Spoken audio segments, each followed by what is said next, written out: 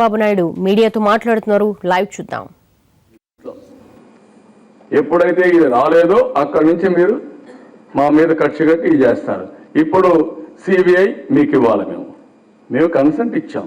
ఎందుకు విత్డ్రా చేసుకున్నాం? ఈ గొడవలతో. ఇప్పుడు ఏమన్నాడు పట్నాయక్? మీరు సమాధానం చెప్పాలంటే పోనీ PM has to answer for this. ఎంత క్లియర్గా చెప్పాడు? అలోక్ వర్మ మార్చి అర్ధరాత్రి సిబిఐ కార్యాలయాన్ని చుట్టుముట్టి అందరూ నిద్రపోతున్నప్పుడు స్వాధీనం చేసుకున్నారు. రాఫెల్ మీద విచారణ చేస్తారని మార్చేశారు. మా మీద ఇలాంటివే. దీనికంటే ఏం కావాలంటే సాక్ష్యాధారాలు మీకు? Has to answer for this. మళ్ళీ మా మీద అవినీతి ఆరోపణ చేస్తారా మీరు? ఒక అవినీతి పరుణ్ణి 43,000 కోట్ల రూపాయలు అవినీతి చేశాడు. 10 షేర్ షీట్లు వేస్తే కోర్టులో కూడా విచారణ జరగలేకుండా అడ్డుపడి అతన్ని కాపాడి ఈ దేశంలో బ్యాంకులన్నీ లూటీ చేసిన వ్యక్తులు విదేశాలకు పారిపోతా ఉంటే వాళ్ళందరినీ పంపించి ఇప్పుడు మీరు మాట్లాడతారా? ఎవరి మీద మాట్లాడతారు మీరు? You have to answer all these things.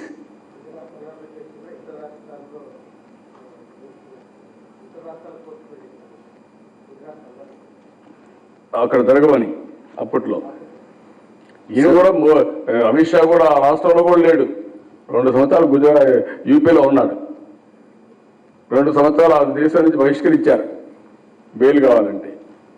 వీళ్ళు వేరే గురించి మాట్లాడతారేంటండి? So the alliance of Mayawati and Akhilesh was the biggest nightmare, and in a historic move, BSP and SP have pronounced their alliance. What are your comments, sir? నేను 2-3 సార్లు మీ అందరికీ చెప్పాను, ఇప్పుడు కూడా చెప్తున్నా.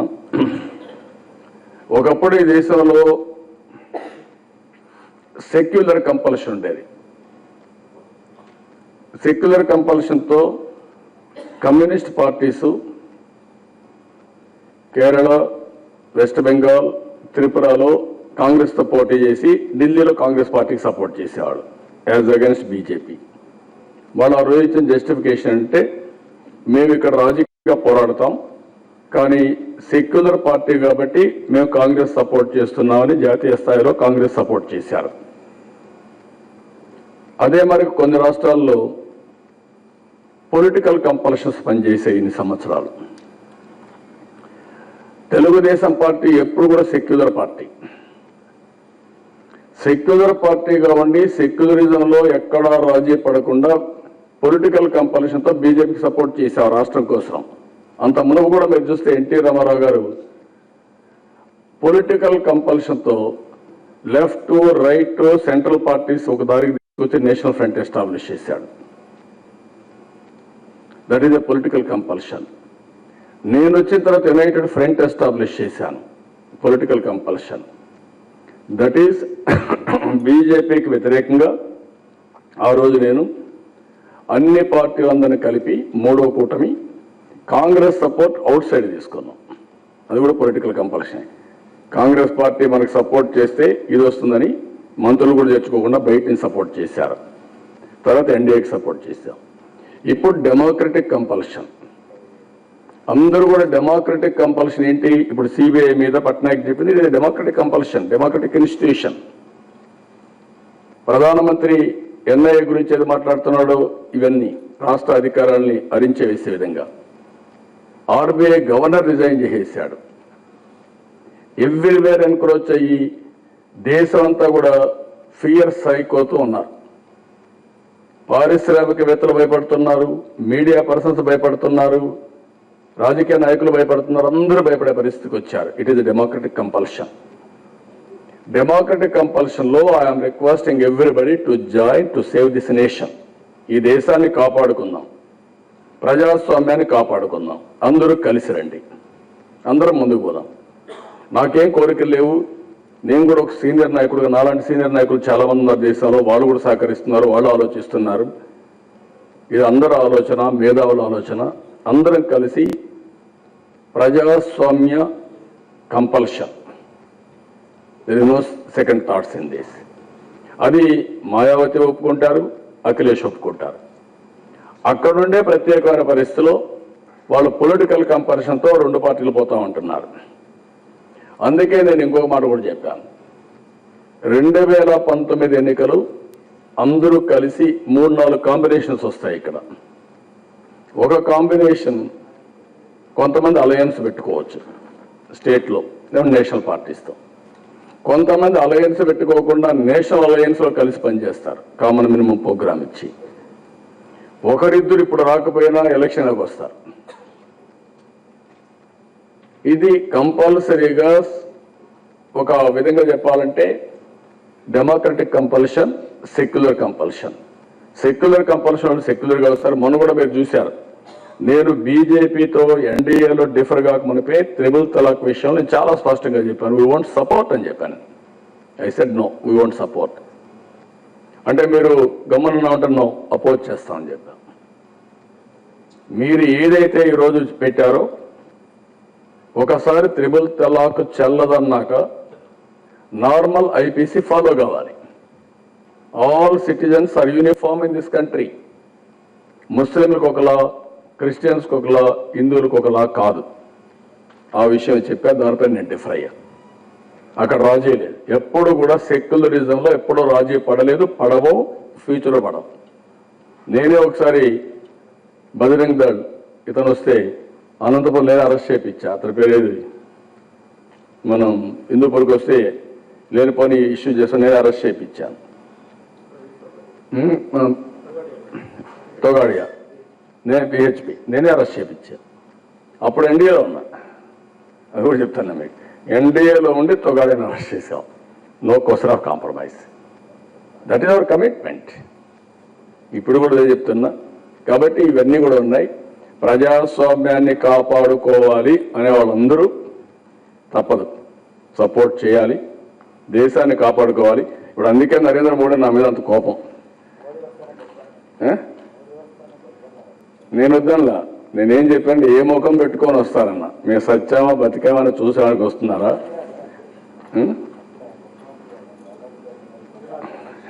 అప్పుడు నేను డిమాండ్ చేశాను, మోడీ గారు రాజీనామా చేయించమని డిమాండ్ చేశాను. అదే ఆయన అత్యత ఏం చేయమంటావా?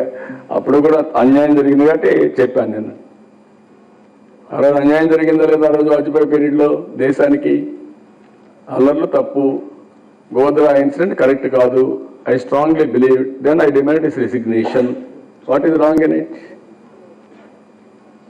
ఇప్పుడేదో మారాడు అనుకున్నాం, మారలేదు. మీరందరూ అనుకున్నారు, నేను అనుకున్నాను, అందరూ కలిసి మోసపోయాం. What can we do? అందుకే కదా సిబిఐ ఆంధ్రప్రదేశ్ రాష్ట్రం అంతా అవినీతి అయిపోయింది. ముఖ్యమంత్రి ఢిల్లీకి వచ్చి చక్రం తిప్పుతూ ఆయన ప్రధానమంత్రి అయిపోవాలని కళ్ళగంటున్నాడు. నాకు వద్దు స్వామి అని నేనంటా ఉంటే, నాకు ప్రధానమంత్రి ఉద్యోగం వద్దు, నాకు ఎప్పుడూ ఇస్తా అన్నారు.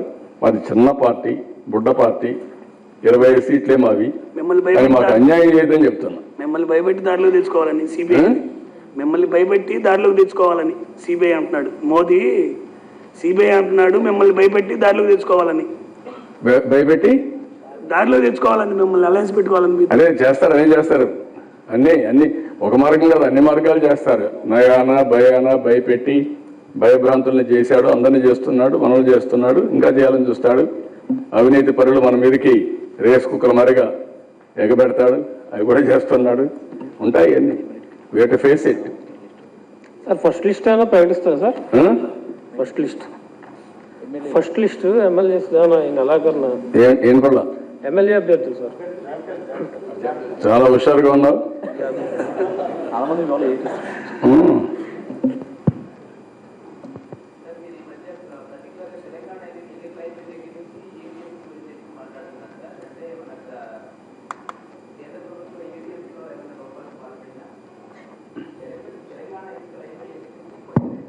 కాదు, ఎప్పుడే చెప్తాను నేను ఈరోజు మీరేంటంటే, ఆ రోజు ఈరోజు నాలో కన్సిస్టెన్సీ ఉంది. 500, 200 వద్దని చెప్పిన వ్యక్తిని నేను. ఈ దేశంలో అవినీతి పోవాలంటే పెద్ద నోట్లు ఉండకూడదని. టెక్నాలజీ అందరికంటే ఎక్కువ తెలిసిన వ్యక్తి, టెక్నాలజీని ఎక్కువ ప్రమోట్ చేసిన వ్యక్తిని నేను. మీరు గుర్తుపెట్టుకోవాలి, నేనే responsible. Deregulation of telecommunication sector, it is a report. నేను చెప్పడం కదా, వాజ్పేయి పీరియడ్లో I was the co-chairperson of that committee. We gave recommendations for deregulation of telecommunication sector, BSNL ఇవన్నీ. దాని పర్యవసానం ఈరోజు ప్రైవేట్ సెక్టర్ వచ్చింది.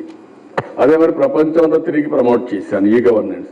మొన్న కూడా డిజిటల్ గవర్నెన్స్, డిజిటల్ కరెన్సీకి ఎవరు ఉండాలంటే నన్నే పెట్టారు. నన్నే దానికి కూడా పెట్టి మొత్తం రిపోర్ట్ ఫస్ట్ నేను ఇచ్చిన ఇంటీరియం రిపోర్ట్లో ఇదే ఉంది. Digital currency should be cost effective compare to physical currency. ఈ నోట్లు ఉన్నాయి, ఈ నోట్లు ట్రాన్స్పోర్టేషన్ చేయాలి. ఆర్బీఐ ప్రింటింగ్ మిషన్ ప్రెస్ నుంచి మళ్ళా తీసుకొచ్చి ఎక్కడికక్కడ స్ట్రాంగ్ రూములు పెట్టి ఈ ఎన్ని పెట్టుకొని మళ్ళీ బ్యాంకులకు పంపించి, అదే మరిగా మళ్ళీ నోట్లు ఎన్ని పాతవి అయిపోయినా చినిగిపోయినా మళ్ళీ రీప్రింటింగ్ చేసి ఇవన్నీ చేస్తూ ఉంటారు. దీనికి కాస్ట్ ఉంటుంది, ఇది ఆర్బీఐ బ్యాడ్ చేస్తారు. అదే డిజిటల్ కరెన్సీకి ఈరోజు ట్రాన్సాక్షన్ కాస్ట్ అంటే బ్యాండ్ విత్ ఇక్కడి నుంచి ఇంకో పోవాలంటే ఆ 5 వెళ్ళాలి కాబట్టి కమ్యూనికేషన్ కాస్ట్ అవుతుంది. రెండోది ఆ బ్యాంకుకు వచ్చే కమిషన్లు దీనివల్ల తగ్గుతాయి. అందుకనే వాళ్ళు కూడా ఇవన్నీ చేసి ఎప్పటికప్పుడు ఇంత మునుపంతా కూడా మీకు ఛార్జ్ చేసేస్తూ ఉండేవాళ్ళు ఫిజికల్ కరెన్సీ అయితే. అవి తగ్గించి డిజిటల్ కరెన్సీ కాస్ట్ ఎఫెక్టివ్గా చేయండి. దీనివల్ల పెద్ద ఊపు వస్తుంది. క్యూఆర్ కోడ్ మన దగ్గర నుంచి ఇంట్రడ్యూస్ చేసాం. బాబు ఇక్కడే ఉన్నాడు. మేమంతా అప్పట్లో క్యూఆర్ కోడ్ కానీ national payment gate, what is that, భీమ్ కూడా ఇక్కడి నుంచి మనం ఇంట్రడ్యూస్ చేసాం. విజయవాడ మీకు అందరూ తెలుసు. అవన్నీ మనమే ఇంట్రడ్యూస్ చేసాం. ఇంట్రడ్యూస్ చేసి ఇది చేస్తే మళ్ళా ఇది లేకుండా పోయే పరిస్థితికి వచ్చారు. ఇట్లా ఎక్కడికెక్కడ ఉంటాయి.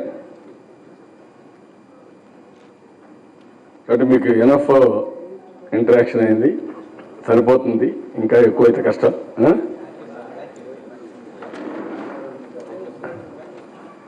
అంటే నేను ఒక మాట చెప్పాను, మీరు అందరూ కూడా గుర్తుపెట్టుకోవాలి. ఈరోజు నేను సంపద సృష్టించడానికి ముందుకు పోతున్నాను. సంపద సృష్టించడం అంటే ఏంటి? 10.5% growth, it is GSTP, that is సంపద. ఎప్పుడైతే సంపద ఎక్కువ సృష్టిస్తామో ప్రభుత్వానికి కూడా ఆదాయం ఎంత వస్తుంది.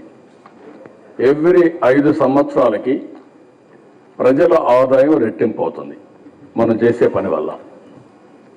అదే మరిగా మనం 2029కి 12% గ్రోత్గా వెళ్తే $1 ట్రిలియన్ యుఎస్ ఎకానమీ అవుతాం మనం. $1 ట్రిలియన్ అంటే 1000 బిలియన్ యుఎస్ డాలర్స్. దీనికి మనం ఒక పక్క చేసుకుంటూనే ఇంకొక పక్కన ఆర్థిక అసమానతలు తగ్గించడం.